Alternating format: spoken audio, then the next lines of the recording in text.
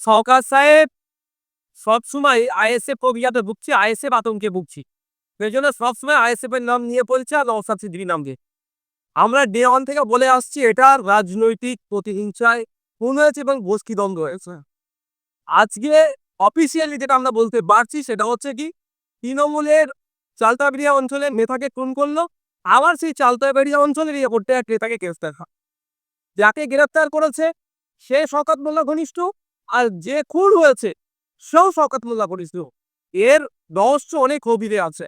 আমি এটাও বলছি, এই 10 তারিখে যে রাজ্জাক খাঁ আমাদের ভাঙড়ের একজন মানুষ, তৃণমূলের সে নেতা হতে পারে, তার রাজনৈতিক পরিচয় আলাদা হতে পারে, কিন্তু আমি মনে করি আমাদের ভাঙড়ের তিনি একজন নাগরিক, আমি তার জনপ্রতিনিধি।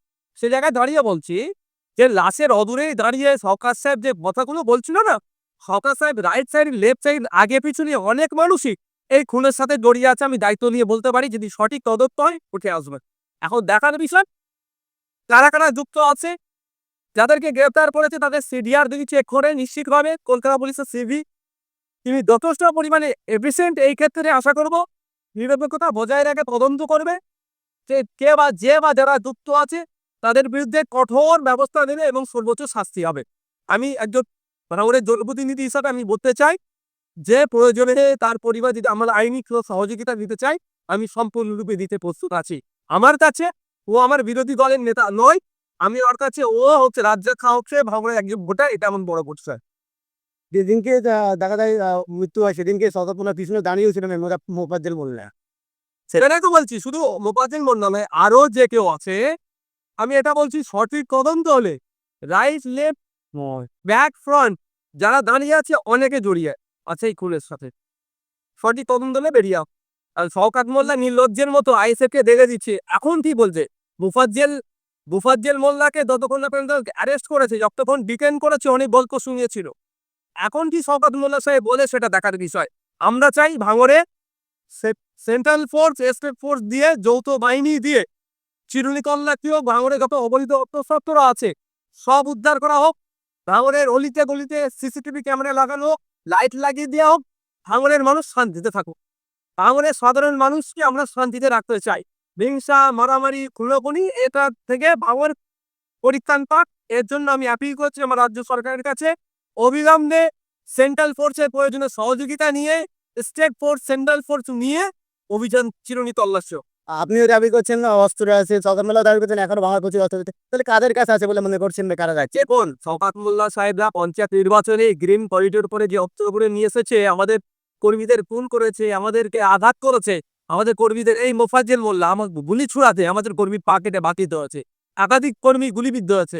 ইনি একজন কিলার, 2009 সালে খুন করেছে। তো এই ধরনের মানুষের হাতে তো শওকত মোল্লা এসে অস্ত্র তুলে দিয়েছে। শওকত মোল্লা আবার বাঁচার জন্য লোকের উপরে নাটক করছে। শওকত শওকত মোল্লা আপনাকে নামে দোষ দিলে কিন্তু তার ভাই, রাজ্জাকের ভাই, তারা কিন্তু আইএসএফ যোগ নেই বলে দাবি করছে। বাস্তবিক তো আমিও খোঁজ নিয়েছি। দেখুন, আমি একজন সর্বোপরি জনপ্রতিনিধি, কুলেকার চেয়ারম্যান নেতার থেকে বড় কথা আমি ভাঙড়ের জনপ্রতিনিধি। আমাকে খোঁজ নিতে হয়েছে যে এর সাথে কারা কারা যুক্ত আছে। আমরা খোঁজ নিয়ে দেখলাম রাজ্জাক খাঁর সাথে বা ওই বুদ্ধি তৃণমূলের সাথে আইএসএফ এর সৌজন্যতা রাখনি, কোনো অশান্তি নেই। স্বাভাবিকভাবে এখানে দোকানে ক্লিয়ার হবেই, তো তার পরিবার বলবে, কারণ তার পরিবারের সাথেও আমাদের আইএসএফ এর বিকাশ করুন, কোনো দুর্ব্যবহার নেই বা তারা কোনো দুর্ব্যবহার করে না। তারা তারা তৃণমূল নেতা খুন, তৃণমূল নেতা গ্রেপ্তার, তৃণমূলের পক্ষ থেকে প্রতিবাদ মিছিল ডাকা হয়েছে। কার বিরুদ্ধে করবে প্রতিবাদ মিছিল? ক্যালকাটা পুলিশের বিরুদ্ধে, যে কেন মোফাজ্জেল খানকে মোল্লাকে অ্যারেস্ট করা হলো জবাব দাও, এই মনে করবে নাকি? মমতা নিজের বিরুদ্ধে মিছিল করেছে। এটাকে খামা চাপা দেওয়ার জন্য শওকত মোল্লা সাহেব উঠে পড়ে লেগেছে। তবে আমি একটা কথা বলছি, শওকত মোল্লা সাহেবকে একদিন জিজ্ঞাসাবাদ করা যায়, এই খুনের অনেক রহস্য উৎপোচন হতে পারে। মানে ঘটনাটি মুফাজ্জেল মোল্লাকে গ্রেপ্তার করে না, এবং এই মুহূর্তে মুফাজ্জেল মোল্লার রোজিয়াতে একেবারেই ঘটনা তারা কেউ করতে লিখতে হবে তার জানতে পারে। সিডিটা চেক করলে বুঝা যাবে করু বলে ফুল হয়ে যাবার 8 ঘন্টার মধ্যে 8 ঘন্টা লাস্ট 8 ঘন্টা বলছে, লাস্ট 30 মিনিটস ফুল আমার লাস্ট 30 মিনিটস। এই মোফাজ্জেল মোল্লা কোথায় কোথায় ঘুরেছে, কাকে কল করেছে, কার অফিসে গিয়েছে, সিসিটিভি আছে ক্যালকাটা পুলিশের নিশ্চিতভাবে, সেটা যেমন জানতে পারবে আর সিডিআর বার করলে সব পেয়ে যাবে। পঞ্চায়েত নির্বাচন এলাকায় সেই মেলামাটি একাধিক ব্যক্তি খুন হয়েছিল, আবার এই বিধানসভা নির্বাচনের আগে আবার আমি ভাঙড়ের জন হসপিটালিটি হিসাবে আমি চাই এগুলো মুসুদ হয়ে গেছে, এগুলো নয় আনবার।